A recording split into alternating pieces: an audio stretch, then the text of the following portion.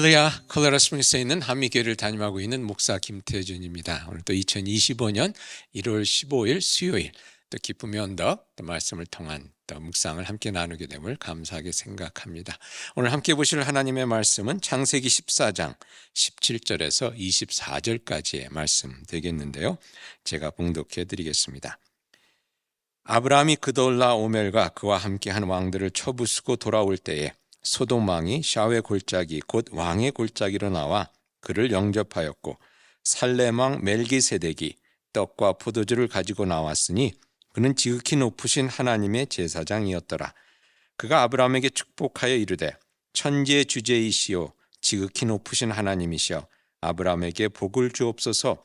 너희 대적을 내 손에 붙이신 지극히 높으신 하나님을 찬송할지로다 하매 아브라함이 그 얻은 것에서 10분의 1을 멜기세덱에게 주었더라. 소돔 왕이 아브라함에게 이르되 사람은 내게 보내고 물품은 내가 가져라. 아브라함이 소돔 왕에게 이르되 천지의 주제이시여 지극히 높으신 하나님 여호와께 내가 손을 들어 맹세하노니 내 말이 내가 아브라함에게 치부하였다 할까 하여 내게 속한 것은 실 한 오락이나 들매끈 한 가닥도 내가 가지지 아니하리라. 오직 젊은이들이 먹은 것과 나와 동행한 아넬과 에스골과 마므레의 분깃을 제할지니 그들이 그 분깃을 가질 것이니라. 이 말씀은 하나님의 말씀입니다. 말씀을 주신 하나님께 감사드립니다. 오늘 보신 창세기 14장에는 꽤 흥미로운 그런 이야기가 나옵니다. 당시 소돔과 고무라 지역을 엘람의 그돌라오멜이라는 왕이 12년 동안 다스리고 있었는데 이제 그 소돔과 고무라 그 지역의 5도시 왕들이 12년 동안 고생한 것을 이제 생각하면서 우리가 더 이상 이러면 안 되겠다. 그래서 이제 그 반란을 일으키게 되죠. 그런데 그 일이 실패로 끝나고 오히려 5 왕의 도시들이 그돌라오멜 왕과 또 그의 동맹 도시국과 군대에게 큰 약탈을 당하게 됩니다.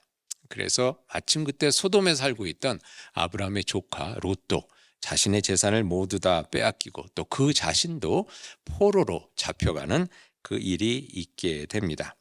근데 이 소식을 들은 이제 창세기 14장에 보면 이 소식을 들은 아브라함이 자신의 수하에 있던 병사 318명을 데리고 여러분 참 아브라함이 대단한 사람이었던 것 같아요. 자신의 그 사병 용 그 병사들이 318명이나 이렇게 있었다고 나오는데요. 아무튼 그들을 데리고 가서 그돌라오멜 왕의 군대를 이제 쳐부수고 그리고 롯과 함께 또 포로를 잡혀갔던 사람들을 다 구하고 또 빼앗겼던 재물도 다시 찾아 이제 돌아오게 됩니다. 참 아브라함이 그러한 군대를 가지고 있었다는 사실을 볼 때 아브라함이 참 그 능력이 있었구나, 힘이 있었구나 하는 그런 생각을 해보게 됩니다. 근데 그렇게 승리하여 돌아오는 아브라함을 오늘 본문에 보면 소돔 왕과 그 다음에 살렘 왕 멜기세덱이 이제 맞이하러 갔다 이렇게 나오는 것이 오늘 본문의 이야기가 되겠습니다. 우선 살렘은 예루살렘의 옛 지명으로 멜기세덱 왕은 어떻게 보면 당시 아브라함이 헤브론에 살고 있었는데 헤브론은 이제 예루살렘의 바로 옆이거든요. 밑동네인데 어떻게 보면 이웃 그 도시의 왕이 이제 마중을 나간 것이다 이렇게 볼 수가 있겠습니다. 소돔 왕은 고마운 마음으로 이제 나갔겠죠. 자기 그 도시에 있던 빼앗긴 그 모든 사람들과 포로를 잡혀갔던 사람들을 이제 다시 데리고 오니까 고마운 마음으로 나갔던 것 같습니다. 그래서 오늘 21절에 보면 소돔 왕이 이렇게 얘기하죠. 소돔 왕이 아브라함에게 이르되 사람은 내게 보내고 물품은 내가 가져라. 사람을 다 구하였으니까 아브라함에게 그 대가로 고마운 마음에 또 전리품은 다 당신이 가지시오라고 이렇게 이야기하는 것을 보면서 소돔 왕은 이제 고마운 마음으로 나왔구나 하는 것들을 저희들이 볼 수 있는데요. 근데 멜기세덱 왕은 왜 나왔을까 하는 그런 질문을 가져보게 됩니다. 그때 살렘 그래서 빼앗긴 사람도 없는 것 같고 그 이름은 나오지도 않는데 멜기세덱은 히브리서 5장에 보면 대제사장의 원형으로 그리스도와 연관된 그런 신비의 인물로 이렇게 묘사되고 있습니다. 그와 함께 오늘 저희들이 한번 생각해 봤으면 하는 것은요, 이 헤브론이 예루살렘의 바로 옆에 있었다는 그런 점에서 또 그의 멜기세덱 왕의 행보를 한번 생각해 보았으면 합니다. 먼저 그가 떡과 포도주를 가지고 나왔다고 오늘 본문에서 이야기해 주고 있는데요. 18절에 보니까 살렘왕 멜기세덱이 떡과 포도주를 가지고 나왔으니 라고 되어 있습니다. 저는 전에 이 본문을 읽었을 때 그냥 그 머리에 들었던 그런 이미지가 멜기세덱 왕이 떡 한 덩이랑 포도주 이렇게 한 잔 갖고 와서 아브라함에게 이렇게 주었던 그런 생각을 했었는데, 곰곰이 생각해 보니까 그것만은 아니었던 것 같아요. 아마 그 달랑 떡 한 덩이와 포도주 하나만 갖고 왔겠습니까? 그때 수고한, 그러니까 전쟁을 치느라고 지쳐있던 그런 318명의 병사들, 그리고 또 포로로 잡혀갔다가 고생하고 돌아온 그 사람들을 위한 그 떡과 포도주를 넉넉히 잔뜩 이렇게 가지고 나오지 않았을까 하는 그런 생각을 해봅니다. 어떻게 보면 이웃 동네 사는 그 아브라함이 자신의 조카가 잡혀간 것을 생각하면서 이렇게 마음 아파하고, 또 그야말로 위험을 무릅쓰고 이렇게 그 쫓아가서 전쟁을 치르고 다시 찾아온 것을 이렇게 보면서 그것을 또한 축하해주고 위로해주고 싶은 마음에 또 얼마나 힘들었을까 하는 생각에 떡과 포도주를 가지고 와서 그들에게 그 넉넉히 먹을 수 있는 그런 잔치를 베푼 그런 모습을 여기서 생각해 보게 됩니다. 오늘 본문에 보면 멜기세덱이 지극히 높으신 하나님의 제사장이라고 이렇게 표현되어 있는데요. 생각해 보면 사실 그것이 제사장의 또 참 아름다운 그 모습이 아닐까 하는 그런 생각을 해 봅니다. 베드로서에 보면 우리 모두를 왕 같은 제사장이라고 이렇게 표현하지 않았습니까? 그런 왕 같은 제사장으로서 참 또 세상을 향해 또 이렇게 힘들고 어려운 사람들을 향해 저희들이 참 이런 귀한 떡과 포도주를 제공하고 공급할 수 있는 그런 역할을 감당할 수 있다 그러면 참 그것이 제사장 된 저희들의 그런 본연의 모습이 아닐까 하는 그런 생각을 해봅니다. 그리고 그 다음 절에 보니까 그가 아브라함을 축복하는 장면이 나옵니다. 19절에 보면 그가 아브라함에게 축복하여 이르되 라고 이렇게 나와 있습니다.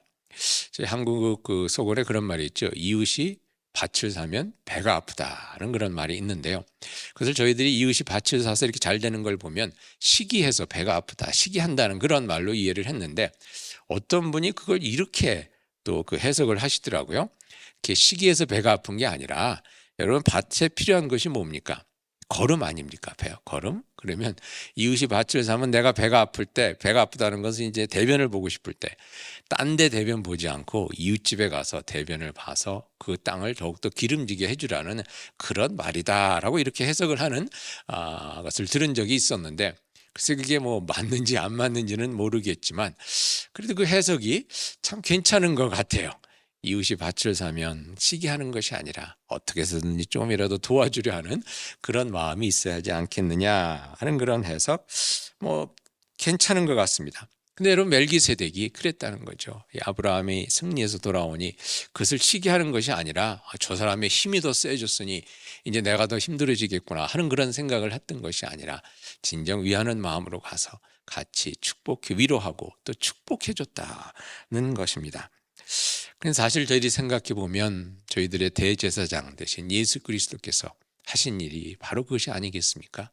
저희들이었던 저희를 환대해 주시고 사랑을 베풀어 주시고 위로해 주시고 또 영생이라는 귀한 그 은혜로 축복해 주신 것이 또 우리의 제사장 되신 예수님이 아닌가 그런 생각을 해보면서, 또 그 부름에 따라서 또 왕 같은 제사장의 그 일을 감당해야 하는 저 2025년 또 한 해 동안 또 이웃을 위로하고 이웃을 대접하고 또 환대하고 또 저들을 축복해 줄 수 있는 그런 제사장으로서의 역할을 잘 감당하는 한 해가 되었으면 하는 그런 생각을 해봅니다. 여러분, 우리들을 귀하게 환대해 주시고 또 우리들을 용서하시고 축복해 주신 그 예수 그리스도의 부르심에 따라 우리도 세상을 향해 멜기세덱과 같은 그러한 축복과 또 환대를 베푸는 그런 귀한 제사장의 역할을 잘 감당해 가실 수 있기를 예수 그리스도의 이름으로 축원드립니다. 같이 기도하시겠습니다. 산과 은혜 주님, 이 한 해 동안 아브라함이 롯을 도왔던 것 같이 또 저에게도 이웃을 도울 수 있는 그런 능력을 허락해 주시기를 또 간절히 간구합니다.